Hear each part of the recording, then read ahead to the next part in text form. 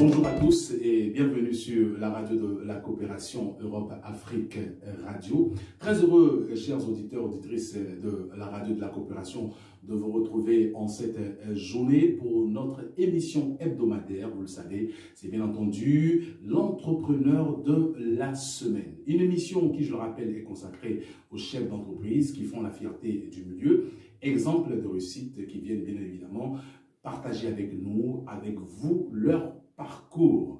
Ils viennent surtout nous faire profiter de leurs expériences et surtout prodiguer de sages conseils à tous ceux et celles qui veulent, comme eux, se lancer dans le monde de l'entreprise. Du jour, Céline Kouchi, courtier en prêt immobilier, travaillant au sein de l'entreprise La Centrale de Financement. Céline Kouchi, bonjour. Bonjour. Merci à vous d'avoir accepté notre invitation. Merci de votre présence dans nos studios. Pour conduire cette émission, je ne suis pas seul, je suis en compagnie de Christine, notre nouvelle animatrice Europe-Afrique. Christine, qui, je le rappelle, porte aussi la casquette de responsable communication et développement d'Europe-Afrique Radio et Télé. Bonjour Christine. Bonjour Jean-Christ, mais je suis également agent immobilier. Tout à fait, voilà. Une experte dans le domaine de l'immobilier qui a donc sa place au sein donc, du groupe Europe-Afrique Radio et Télé, qui vient bien sûr nous faire part également de tout ce qu'elle a pu vivre et aussi nous fait profiter de son expérience. Céline Kouchi, en préparant cette émission, Céline Kouchi, je suis tombé sur un de vos posts publiés sur les réseaux sociaux en date du 12 janvier 2020 et vous disiez, je vous lis, si vous avez un projet immobilier, envie de renégocier votre prêt immobilier, pensez à moi. Après 20 ans de banque, je me lance dans le courtage. Enfin, je vais pouvoir proposer le meilleur taux en allant voir toutes les banques pour vous. Et vous terminez par un yes. Ma question, à pratiquement 2 ans de ce poste, êtes-vous toujours aussi enthousiaste, motivé comme vous l'étiez début 2020 au moment de vous lancer dans votre nouveau métier ou entre-temps, l'eau a coulé sous les ponts et vous êtes des plus modérés aujourd'hui? Je suis très enthousiaste plus que jamais aujourd'hui. Plus que jamais. Oui, vraiment. Pas de regret. Non, au contraire. 20 ans après, vous avez passé du temps dans le domaine bancaire, vous changez complètement. Complètement. Et vous partez dans le courtage financier. Oui, et je me rends compte que c'est fait pour moi. Waouh. Est-ce que c'est l'expérience? Est-ce que c'est peut-être une maturité? C'était le bon moment. C'était le bon moment.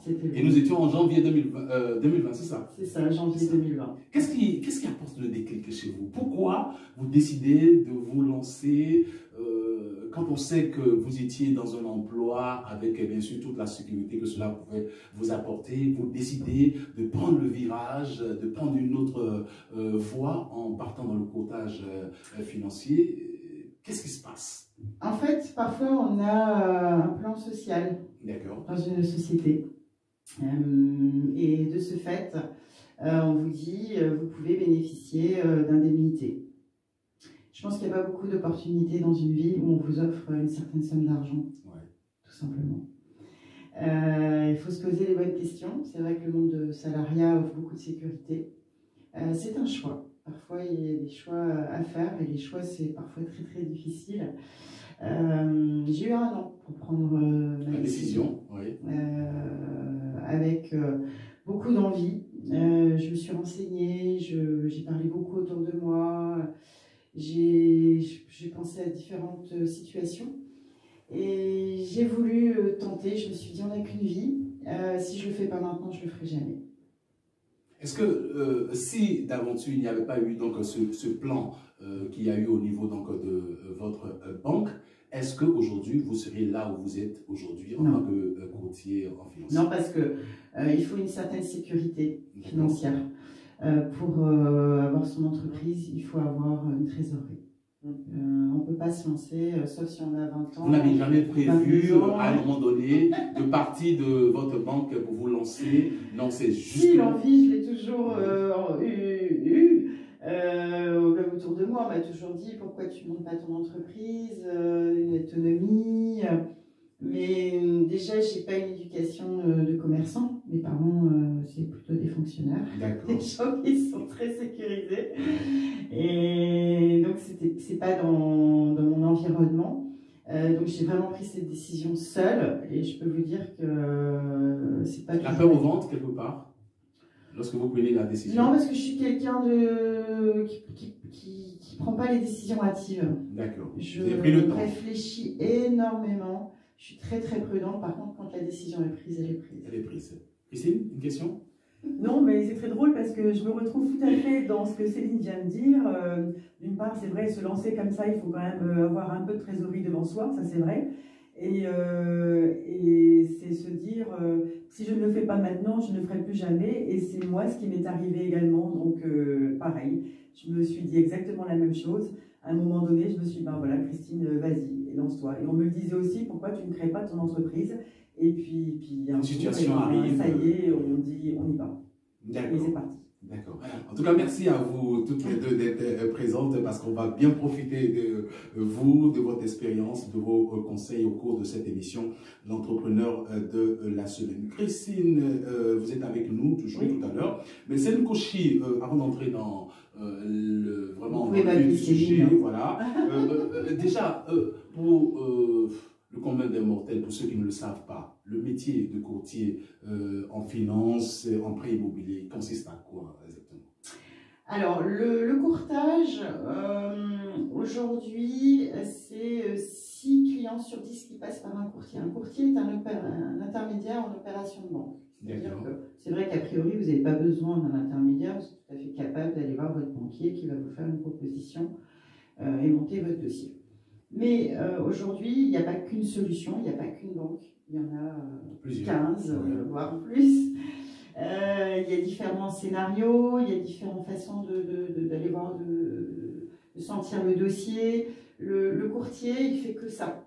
Il ne fait pas du placement, il ne fait pas de la gestion de compte, il ne vend pas des alarmes ou des mutuelles. Je veux dire, un banquier aujourd'hui a multitâche. Le courtier en prêt immobilier, il fait que du prêt immobilier. Il est au courant de toutes les politiques de risque de toutes les banques et même des conditions tarifaires qui sont même privilégiées quand on est courtier que si vous allez vous-même dans votre propre banque. C'est étonnant, mais c'est comme ça. Donc, le courtage, si vous voulez, ça vous permet de confier votre dossier. Vous n'avez plus rien à vous occuper à part de lui donner un dossier complet, que le courtier puisse bien travailler. Et après, vous ne vous occupez plus de rien, c'est le courtier qui s'occupe de tout. Donc, non seulement vous êtes sûr de respecter les délais, ce qui est quand même très réglementé, hein, un achat immobilier, il y a des dates, il faut de la rigueur, on aime beaucoup les papiers en France, hein, vous le savez. Donc en fait, le courtier, il va non seulement vous conseiller, s'occuper de votre dossier et vous permettre d'avoir de très très bonnes conditions et un vrai accompagnement. D'accord, donc voilà, il est surtout là pour accompagner le courtier, pour rassurer et puis aussi faire toutes les démarches idoines auprès des banques pour alléger le client. Alors le besoin de passer par vous. Oui. Pourquoi? Pourquoi moi plutôt que quelqu'un d'autre? Pourquoi forcément passer par un courtier? Si on devait... Alors, pour avoir peut-être de meilleures conditions, si vous allez voir votre banquier, votre banquier vous dit de toute façon... C'est plus facile avec le courtier? Oui, oui, parce qu'il sait que le courtier, il va aller voir une autre banque. Donc, si votre banque, elle sait très bien que si c'est un courtier, si elle ne fait pas le meilleur taux, elle va vous perdre. D'accord. Et oui, et c'est ça qu'il faut comprendre. Et vous savez donc manager tout cela, vous savez donc amener les banques à négocier à avoir le meilleur taux. C'est ce que vous disiez en janvier 2020, j'irai vers les banques négocier le meilleur taux pour vous. Et donc c'est ce que vous faites au travers donc de votre métier de courtier. L'objectif, c'est de faire gagner de l'argent aux clients et je peux vous dire que quels que soient les revenus, le gain peut facilement atteindre 5. C'est une erreur aujourd'hui de ne pas passer par un courtier? Oui, je pense, parce que même si c'est pas gratuit dans la finalité, parce que tout ce qu'on fait pour c'est un service quand même, c'est gratuit, hein, c'est pas comme un avocat qui prend des frais à chaque consultation. Nous, on se fait rémunérer que s'il y a un résultat, s'il y a finalisation de la vente. Ça, c'est très très important. Oui. C'est vrai que parfois on se dit, ah, courtier, combien ça va me coûter, je n'ai pas forcément d'épargne. Non, tout est intégré dans le financement et c'est payable qu'à la réalisation. Donc on n'a rien à perdre à avoir un courtier. Voilà, donc et au contraire, on peut vraiment y gagner. Alors, lorsque vous avez décidé donc de partir, vous lancer dans cette nouvelle aventure qu'est le courtage donc, en opération immobilière et financière, est-ce qu'il y a eu à un moment donné des a priori, des peurs au moment de vous lancer? Parce qu'il y a le fait d'avoir la volonté et puis d'être dans le concret. Au moment où vous décidez véritablement d'embrasser ce métier, est-ce qu'il y a eu des situations qui vous ont amené à douter un peu, même si vous avez dit tout à l'heure que vous êtes quelqu'un, lorsque vous vous lancez, vous êtes parti, mais est-ce qu'il y a eu des moments de flottement comme ça au moment de mettre en pratique le projet? Complètement. Ouais. C'est tout à fait humain, je pense. Quand on se lance, on a plein d'inquiétudes. On se dit, est-ce que ça va me plaire? Est-ce que je vais être acceptée dans ce nouveau monde? Est-ce que je vais savoir réaliser mes objectifs? Est-ce que mon entreprise va être viable? Donc oui, beaucoup d'inquiétudes, bien sûr. Bien sûr, c'est naturel, c'est humain, je pense. Ouais. D'avoir des inquiétudes et oui, tout ça. Alors, l'une des choses qu'on remarque, c'est que vous êtes adossé à la centrale de financement, qui est une très grosse structure qui existe depuis pratiquement 7 ans. Voilà. Et pourquoi le choix de la centrale de financement? Alors, la centrale de financement, déjà, les fondateurs de cette société sont des gens renommés, qui ont énormément d'expérience dans le courtage, qui ont une très très bonne notoriété, un respect de la déontologie, de la réglementation. Et pour moi, c'est important, venant de banque, de justement d'être dans une société qui respecte vraiment, qui fait très très attention. Il y a une plus-value d'être à la centrale de financement? Comment? Est-ce qu'il y a une plus-value pour vous? Oui, parce que je sais que derrière, c'est une entreprise qui a l'ambition d'être numéro 1. Donc, ils mettent tous les moyens financiers et en termes de sérieux, d'éthique. Aujourd'hui, je pense que les gens ont besoin de confiance, ont besoin de pérennité. Et c'est pour moi un bel exemple, c'est les valeurs de l'entreprise. D'accord. On parlait plutôt du fait que vous vous êtes lancé. Avec quel statut exactement? Alors, j'ai créé donc ma société. Je suis actuellement présidente d'une SASU. D'accord. Oui. Et ça se passe bien? Oui, je suis très contente. Bon, alors c'est vrai que pendant 2 ans, j'ai les esthétiques, donc c'est vrai que ça me permet, si vous voulez, quand même tous les honoraires que j'ai, tout le chiffre d'affaires que je fais, c'est de la trésorerie pour ma société. Voilà, donc merci à l'État de nous donner cette possibilité d'entreprendre, et je pense que on a beau dire, c'est une chance. Par contre, il faut travailler énormément. C'est-à-dire que ce n'est pas parce que vous avez vos assédiques que vous êtes tranquille. Non, au contraire. Les assédiques, c'est vraiment pour vous permettre de vous développer et de construire des fondations qui vont pouvoir vous permettre justement de continuer cette belle aventure. Parce qu'à un moment donné, les assédiques, ça s'arrête. Et je peux vous dire que ça va très très vite. Les 2 ans, je peux vous dire, les 2 ans, ça va être en janvier 2023. 22, pardon. Ça va vite arriver. Hein. Oh, on y est là. Ouais. Donc c'est vrai que je peux vous dire que c'est grâce à ça que c'est possible de monter son entreprise, je pense, aujourd'hui. Et donc tous les honoraires que je fais, là, c'est de la trésorerie pour pallier justement, peut-être, au manque, une baisse de vente. Une crise Covid, je dirais. On peut en parler maintenant. Donc c'est vrai que le fait de partir en janvier 2022 avec une trésorerie qui me permet de garder, avoir une visu des 2 prochaines années, pour moi c'est hyper rassurant. Donc je sais que je suis très sereine. Alors, je me tourne à présent donc, vers Christine Rico-Bouet, qui, je rappelle, elle-même est aussi chef d'entreprise, Miss Imo, et donc le nom de l'entreprise qu'elle dirige. Alors, Christine, que t'inspire vraiment le parcours aujourd'hui de Céline Cauchy? Céline. En fait, moi, je me retrouve dans Céline et je crois que Céline se retrouve aussi en moi, en tout cas, dans la création, même si nous avons un décalage un peu d'âge, entre guillemets. Mais voilà, donc on a, entre guillemets, un peu le même parcours. Et moi, ce que j'apprécie beaucoup aujourd'hui, et c'est vrai que je préconise aujourd'hui à mes clients automatiquement de passer par un courtier. Parce que c'est vrai que d'abord, ça leur fait gagner un temps énorme dans les papiers, parce qu'il faut préparer les papiers. Alors, si on va voir sa banque, pour la banque, etc., là, c'est le courtier qui le fait. Et aujourd'hui, de toute façon, le courtier, comme Céline l'a dit, évidemment, va négocier le meilleur taux et va proposer, il va au client, donc à l'acquéreur, la meilleure proposition financière, donc de crédit. Voilà, donc ça, il n'y a même pas photo aujourd'hui, il faut passer à tout prix par un courtier. Voilà, donc moi j'en suis entièrement convaincue. Voilà, c'est tout. Alors, Céline...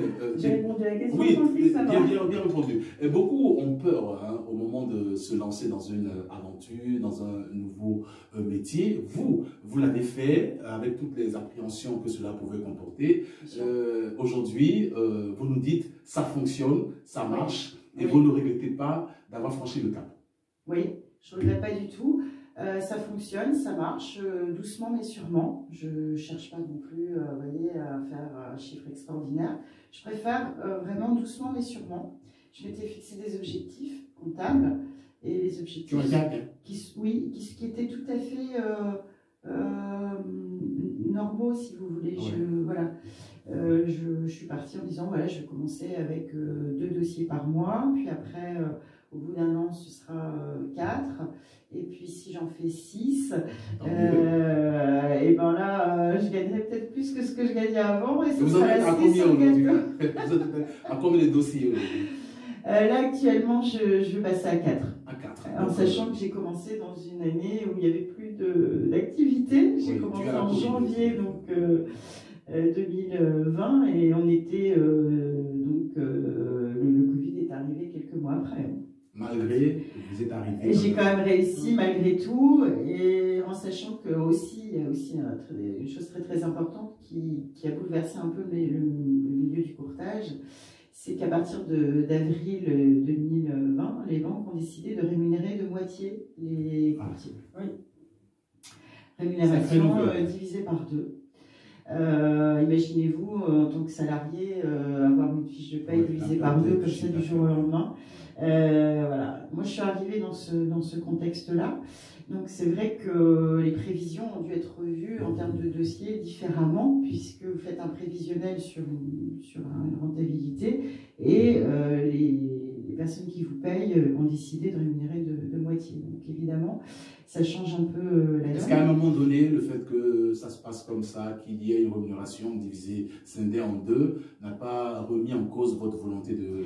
Non, parce que on s'adapte à toutes les situations. Je pense que on se dit, bon, c'est pas grave, on va essayer peut-être de compenser, soit par un nombre de dossiers, soit par des ventes additionnelles. C'est-à-dire que je suis également courtier en assurance. Donc ça, c'est l'arc aussi, une deuxième flèche à mon arc, c'est que j'ai la possibilité d'être courtier en assurance. Donc là, je vais aller chercher une délégation d'assurance, les meilleures garanties en termes de couverture, mais aussi de coûts. Et je me fais également rémunérer en tant que courtier d'assurance. Donc ce que je perds, ce que j'ai perdu d'un côté au niveau de la banque, je le récupère en offrant un service complémentaire.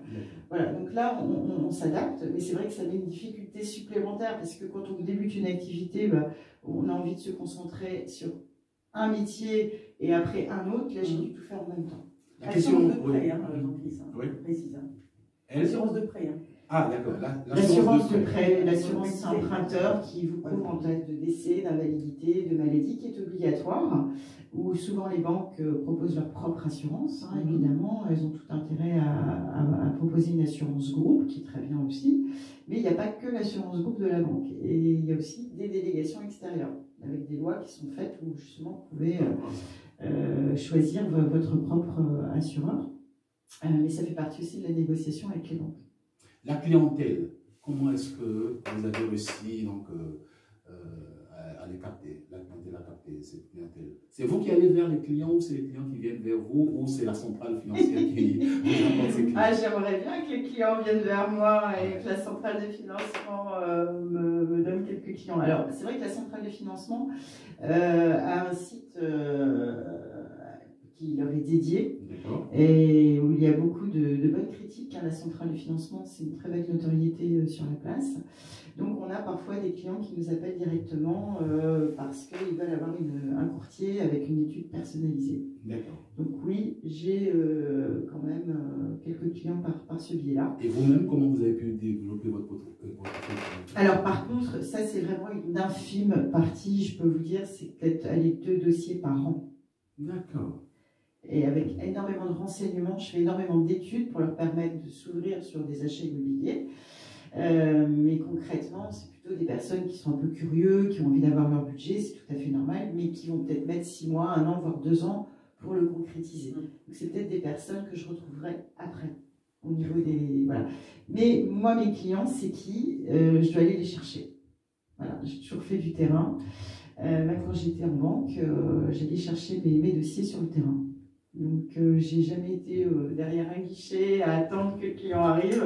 Je fais ça depuis que j'ai 23 ans, donc je suis quelqu'un de terrain et j'aime ça. Si je vais pas sur le terrain, si je vais pas vers les gens, non, j'ai besoin de rencontrer du monde, d'aller vers les gens. En fait, je suis une guerrière, je crois. Wow.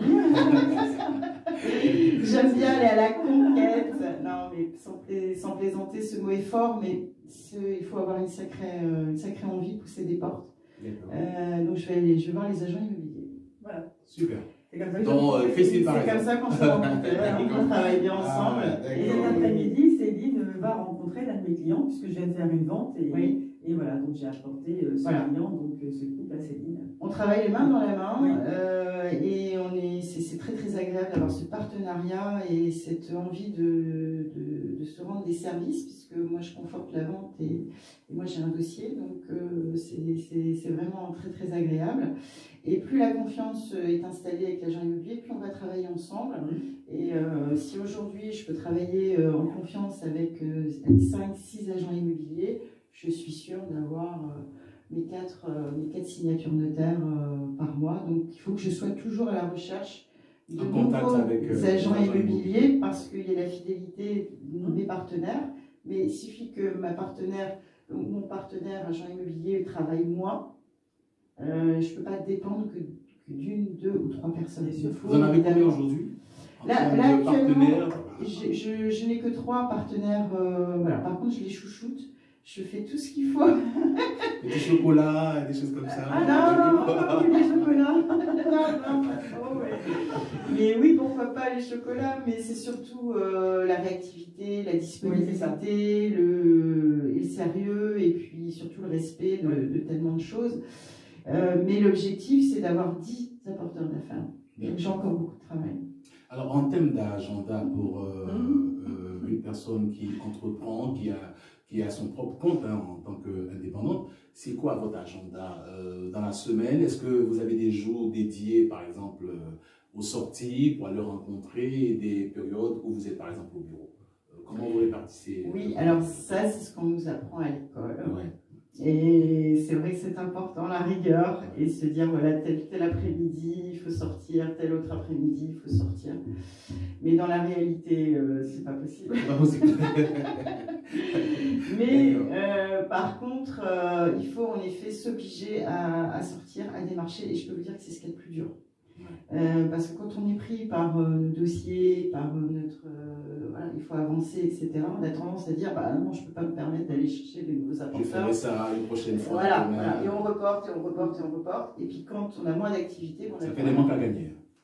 Donc il faut toujours, même si on est débordé, ça c'est vraiment très très très important, même si vous avez des rendez-vous, etc., c'est de se dire, attention, il faut que j'aille voir, faut que je contacte des nouvelles personnes, il faut que je me consacre au moins 2 heures, 3 heures dans la semaine où c'est de la conquête, même si vous êtes débordé. Si vous ne le faites pas, vous aurez à un moment donné une petite déception. Alors que si vous prenez ne serait-ce qu'une demi-heure, 1 heure en disant tiens, je vais appeler et tac, vous déclenchez un rendez-vous 15 jours après, vous aurez rempli votre mission et rien que pour ça, ben, ça vous fait du bien parce que moi, vous respectez votre plan d'action, c'est important. Est-ce qu'aujourd'hui, sans risque de se tromper, l'on peut dire que vous êtes une femme épanouie professionnellement, que tout va bien, que tout roule comme vous l'aurez souhaité? Une femme épanouie, tout va bien. Ouais. J'aimerais pouvoir dire ça. Oui, je pense que j'adore ce que je fais. J'ai cette chance d'avoir beaucoup de satisfaction au quotidien dans ce métier. On peut toujours chercher plus encore d'épanouissement. D'accord, on peut avoir mieux. Alors moi, ce que j'aimerais bien, c'est parler d'une manière un peu plus concrète sur aujourd'hui. On parle beaucoup d'achat-revente. Oui. Alors, est-ce que Céline, tu peux nous expliquer ce que c'est que l'achat-revente et quel est l'intérêt pour un propriétaire de passer par l'achat-revente, tout simplement? Bien sûr. Ouais. C'est vrai que quand on est locataire, bon, c'est simple. On trouve une maison, on quitte sa location avec un petit préavis d'1 mois et on achète la maison. Quand on est propriétaire, c'est un petit peu plus compliqué. Vendre, acheter, on se dit, bon, est-ce que je vais trouver, est-ce que je vais vendre? Vendre, ok, mais s'il n'y a rien qui me correspond, on ne va pas acheter pour acheter. On achète parce qu'on a envie on a un beau projet, on veut un beau quartier, on veut 3 chambres, on a certains critères. Et si vous trouvez cette maison-là, si vous n'avez pas vendu, trouver un acquéreur le jour même, comment vous faites? Donc oui, achat-revente, qui est une très mauvaise presse, hein, une mauvaise image. Les gens, on leur explique pas trop, ils ne savent pas trop ce que c'est en fait. Donc c'est vrai que le courtier permet justement d'expliquer clairement qu'est-ce que le pré-relais, qu'est-ce qui fait que certaines personnes le font, ne le font pas. Il faut juste qu'on puisse y avoir accès. Donc, il y a quelques questions techniques à poser, notamment le capital restant dû. Si vous avez un capital restant dû sur le prêt, ce qui est 9 cas sur 10, hein, en général, on a toujours un petit crédit. La valeur de votre maison, voilà, et quelles sont vos prétentions en termes d'achat. Donc, à partir du moment où vous savez à peu près combien vous voulez acheter, combien vous vendez, pour ça, il faut un agent immobilier qui va vous donner votre évaluation.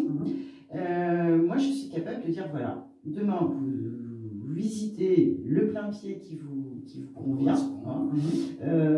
Vous pouvez tout à fait signer une proposition d'achat sans forcément avoir votre bien vendu. C'est tout à fait possible de pouvoir acheter sans avoir vendu et à un moindre coût. En fait, on va vous assurer, parce qu'il faut être assuré pour l'ensemble du prêt, mais dès que vous avez vendu, donc ça peut être 1 semaine, 15 jours après votre achat, je veux dire, l'agent immobilier, il a évalué, il va la vendre, votre maison. Donc l'objectif, c'est de pouvoir acheter la maison qui vous plaît, de vendre la vôtre dans un temps qui est tout à fait correct, c'est souvent 15 jours, 1 mois, 2 mois, 5 mois après, vous avez 2 ans pour vendre, hein, donc tout va bien, et vous permet donc d'acheter dans les temps, donc vous aménagez dans votre nouvelle maison, même 15 jours pour déménager tranquillement, et si la maison a été vendue rapidement, 15 jours après, vous avez soldé l'intégralité de l'avance que la banque vous a fait. Donc je ne vais pas vous parler de chiffres, mais c'est vrai que si vous n'avez pas d'études chiffrées, on parle un peu dans le vent. C'est un peu compliqué. Et c'est vrai qu'il faut juste donner l'envie, en tant qu'agent immobilier, à vos clients, de dire voilà, il faut rencontrer le courtier qui va vous expliquer, qui va vous donner les chiffres. Et derrière, vous allez voir que le client, il va vous regarder. D'un coup, il va se dire mais en fait, c'est possible, je peux signer un compromis d'achat sans avoir vendu. Et là, ça détend beaucoup les gens. Oui. Moi, j'interviens beaucoup avant les signatures du compromis. compromis. Très important, ouais. Et je peux vous dire que les gens sont ravis parce qu'on ne leur avait pas expliqué. Ils ne savaient pas que c'était possible. Ils ne savaient pas que c'était aussi peu coûteux finalement. Et ça se passe très bien. Ils ont les bonnes informations. Oui, c'est ça. Parce qu'en fait, alors c'est vrai qu'avant, les gens disaient un pré-relais, ça coûte cher, etc. Mais non, ça ne coûte pas cher. Alors justement, Céline, combien ça peut coûter? Comment vous calculez sur la valeur du capital restant dû? Enfin voilà, est-ce que ça, tu peux l'expliquer? Oui, bien sûr.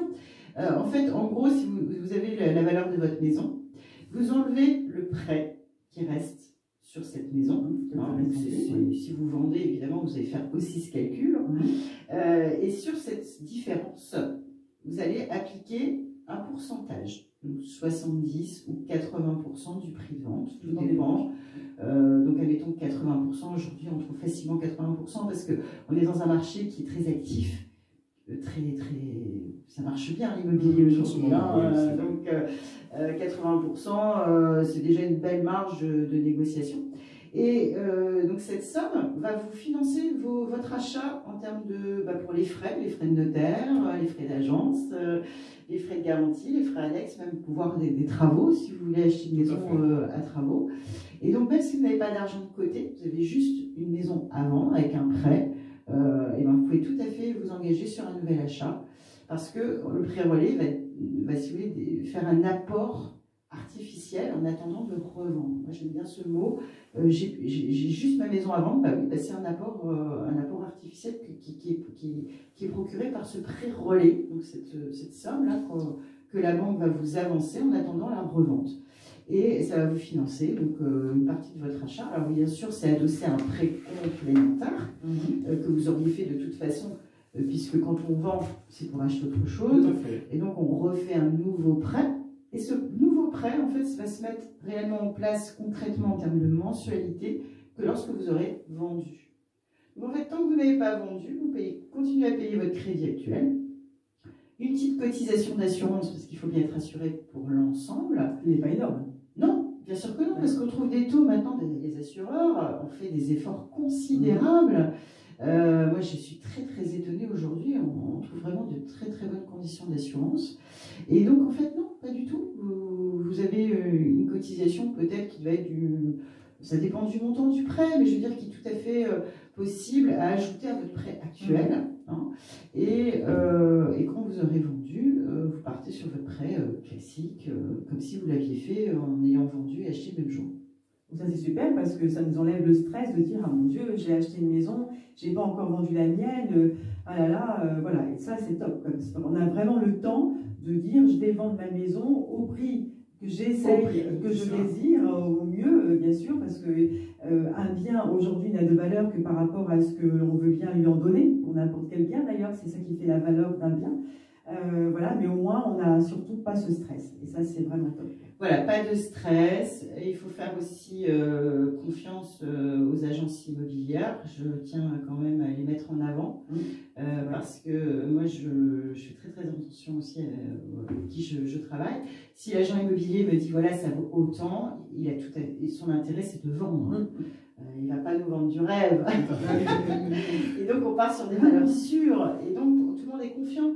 Le courtier, le banquier, l'acquéreur. On travaille en confiance et ça se passe très très bien parce qu'évidemment il y a même parfois des experts qui interviennent, qui sont mandatés par les banques pour conforter le prix et on n'a jamais de surprise parce qu'évidemment l'expert qu'est-ce qu'il fait? Il fait comme vous, il connaît le marché, il sait combien ça se vend au jour actuellement sur tel quartier. Voilà, donc, et en plus il y a une petite marge comme je vous dis de 20% par rapport au prix de vente. Voilà, donc ça permet de faire le pas et je peux vous dire qu'aujourd'hui on en a besoin parce que si vous attendez de vendre pour acheter, que c'est des ventes en chaîne, parce qu'il y a beaucoup de personnes qui se disent non, je fais un achat vente. Oui, mais s'il y en a un qui n'a pas son crédit, ça veut dire que toutes les ventes qui étaient en chaîne, elles vont capoter. Hein. Que si on a un prix relais, je précise bien, un prêt relais vous permet d'acheter sans avoir vendu. Et l'information qu'on a, c'est qu'on peut vendre sur 2 ans. 2 ans. On a 2 ans pour vendre. Oui, grand maximum, c'est ça. En général, en tout cas, de très bonnes informations au cours de cet entretien avec Céline Cauchy, qui, je rappelle, est courtier en prêt immobilier travaillant au sein de l'entreprise. La centrale de financement, elle est chef d'entreprise, elle a sa propre entreprise et elle nous fait part de ce très beau métier. Alors, Céline Cauchy, la question que j'aimerais vous poser aujourd'hui, quelles sont les caractéristiques, quelles sont les aptitudes que doivent avoir toutes les personnes qui veulent se lancer comme vous dans le métier de courtier? Alors, il faut avoir une expérience en banque, ça c'est important parce que calculer un budget, calculer les salaires, il faut faut aimer les chiffres. D'accord. Il faut avoir une grande fibre commerciale, il faut aimer les gens, il faut aimer les accompagner. Pour moi, accompagner un couple qui achète, c'est magnifique parce que c'est un projet important dans une vie. Une voiture, on en change souvent, une maison, on n'en achète pas énormément. Donc il y a un côté un peu voilà, d'accompagnement, côté humain, enfin, ce qui me concerne, hein, c'est pour moi très très important, quels que soient les revenus, quelles que soient les personnes. Je pense que tout le monde mérite aujourd'hui d'être propriétaire et d'avoir un toit à soi, et pour à la retraite peut-être ne plus devoir payer de loyer et d'être moins tranquille là-dessus, d'avoir une maison payée. Je pense que c'est rassurant pour chacun de laisser quelque chose aussi à sa famille, à ses enfants. Et puis une maison de famille, avoir ses meubles, son jardin ou un bel appartement. Je pense que ça laisse une trace importante même pour la famille de sa résidence secondaire. Parfois, on aime aussi dire voilà, je pense à des personnes qui bougent beaucoup, avec des mutations, etc., d'avoir une résidence secondaire, au moins on la garde, c'est la résidence de famille. Et voilà, donc je dévie, mais courtier, c'est un sacré métier. Sacré métier, un beau métier, mais si vous avez toutes ces aptitudes, allez-y parce que c'est passionnant. D'accord. Vous lancez au moment de cette activité, est-ce que vous avez bénéficié de conseils ou de soutien financier, par exemple, de structures étatiques au moment de vous lancer? Est-ce que vous avez bénéficié de soutien oui. De structures comme la région, le département? Ah non. Vous êtes parti avec vos propres moyens, c'est ça? Oui. D'accord. Oui, je suis allée voir un comptable. J'ai dit voilà, je veux créer mes statuts. Et c'est lui qui s'est occupé de tout ce qui est matriculation en Jésus Commerce. Aujourd'hui, quel conseil pourriez-vous donner à tous ceux qui veulent se lancer? Qu'est-ce que vous leur dites exactement, mais qui ont encore la boule au ventre, la peur? Il faut déjà voir si vous avez une aptitude à pousser les portes. Si vous avez une aptitude à être... comme on dit chez nous, il y a soit les personnes qui savent très très bien traiter les dossiers, voilà, qui sont des... On n'a pas tous l'appétence à aller chercher du business. Hein, je pense que on est complémentaires. Hein, les administratifs et il y a des commerciaux. Donc, les gens qui les administratifs, les commerciaux, c'est vrai que ces métiers-là, il faut être les deux. Parce que moi, j'ai pas d'assistante. J'ai personne qui sait faire les dossiers. Ouais. Ouais. Tout. On doit savoir tout faire. Par contre, on dit toujours, on est mieux servi que par soi-même. Surtout quand on est indépendant, il faut être sûr, il ne faut pas qu'il y ait d'erreur. Donc voilà. Après, si je peux avoir une assistante, je ne dis pas non. C'est-à-dire que seul on va plus vite, mais ensemble on va plus loin. C'est ça. Tout à fait. Est-ce que vous avez l'envie un jour d'avoir une personne travaillant avec vous? Oui, puis une équipe aussi, j'avoue, j'aime beaucoup travailler en équipe. C'est vrai que ça vous manque aujourd'hui. C'est ce qui m'a fait aussi un petit peu hésiter, parce que j'aime bien aussi échanger les collègues, puis il y a une vie sociale hein, avec les collègues, hein, c'est important. Mais c'est vrai que j'ai trouvé aussi, comme on est plusieurs mandataires, en fait, on se retrouve entre indépendants et on déjeune ensemble une fois par semaine. Et je peux vous dire que ce déjeuner-là, je ne le louperai sous aucun prétexte. Il vous fait du bien. Oui, et on échange voilà, des bons procédés, voilà, et puis des petites réunions aussi qui sont faites d'une façon hebdomadaire. Donc j'ai trouvé un bon équilibre avec ça. Qu'est-ce que vous avez appris en 2 ans pratiquement dans ce nouveau métier que vous n'auriez certainement pas appris en restant toujours à la banque? Disons que ce que j'ai appris, c'est avoir une réelle confiance en moi. Je pense que là, si ça marche bien, ça va me donner des ailes, ça va me booster encore plus et ça va peut-être me faire avancer aussi dans ma vie personnelle. D'accord. Parce que c'est tellement difficile que là, si ça fonctionne, je pense que ça donne plein d'envie, plein de pêche, plein d'enthousiasme. Je ne sais pas si j'ai répondu à votre question. Tout à fait. Est-ce que le monde du courtage est plus sympa que celui de la banque? Oui. Bah oui, parce que je vois plein de banquiers en fait. J'ai gardé le le contact. Et j'aime beaucoup la banque. Moi, la banque, c'est tellement intéressant, enrichissant. Mais vous trouvez que le milieu du courtage est plus sympa que celui...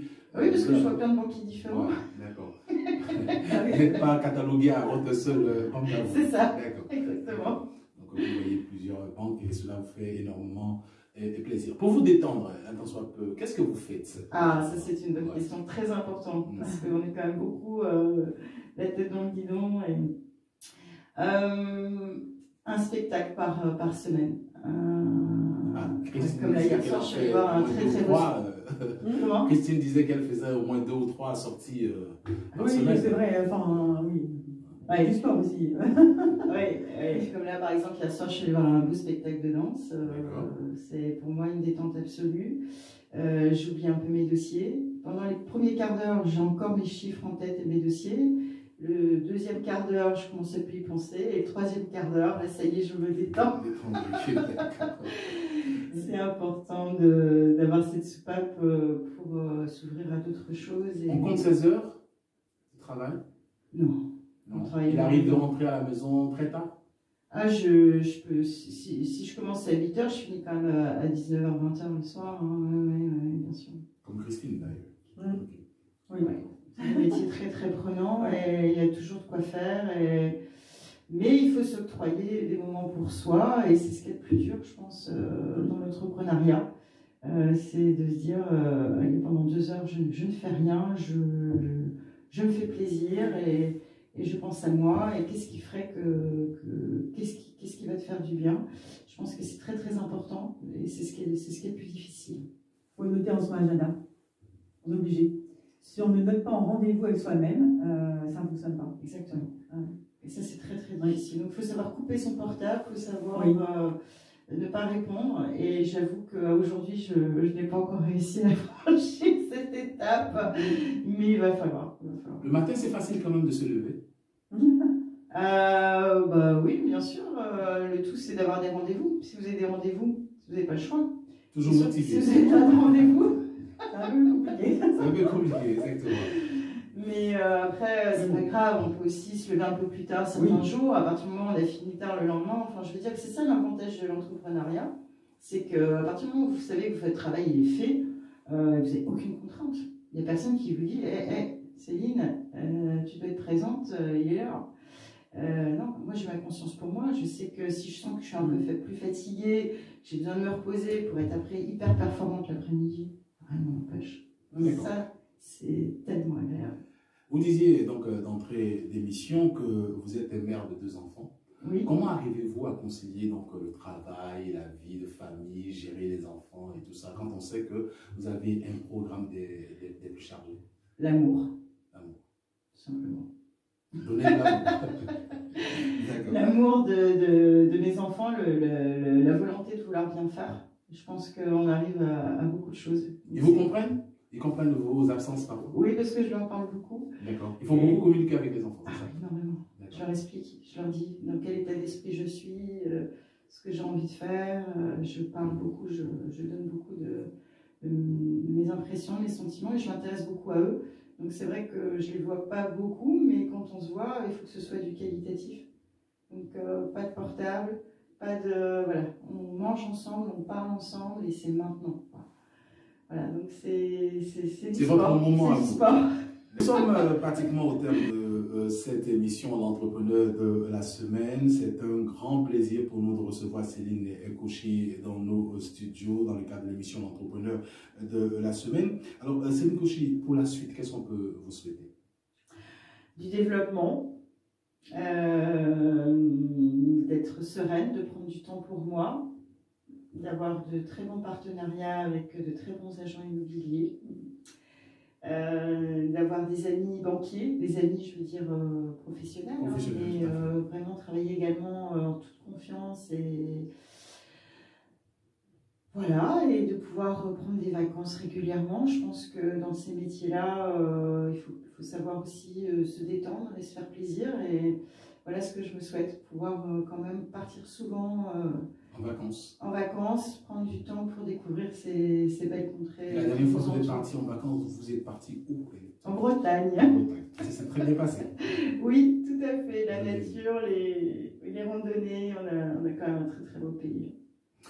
Merci à vous, en tout cas, d'être passé dans nos murs, dans les studios d'Europe Afrique Radio, la radio de la coopération. Mesdames et messieurs, auditeurs, auditrices et téléspectateurs, je rappelle que cette émission sera à retrouver sur notre site internet, à voir également sur notre chaîne YouTube Europe Afrique TV. Prochain rendez-vous la semaine prochaine, ce sera un mercredi à partir de 17h.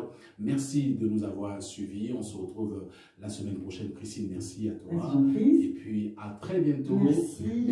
À bientôt. À très bientôt. Excellente journée. Merci à tous. Rendez-vous mercredi prochain, disais-je. Merci de nous avoir suivis. Même canal www.europeafriqueradio.com. À très bientôt. Au revoir.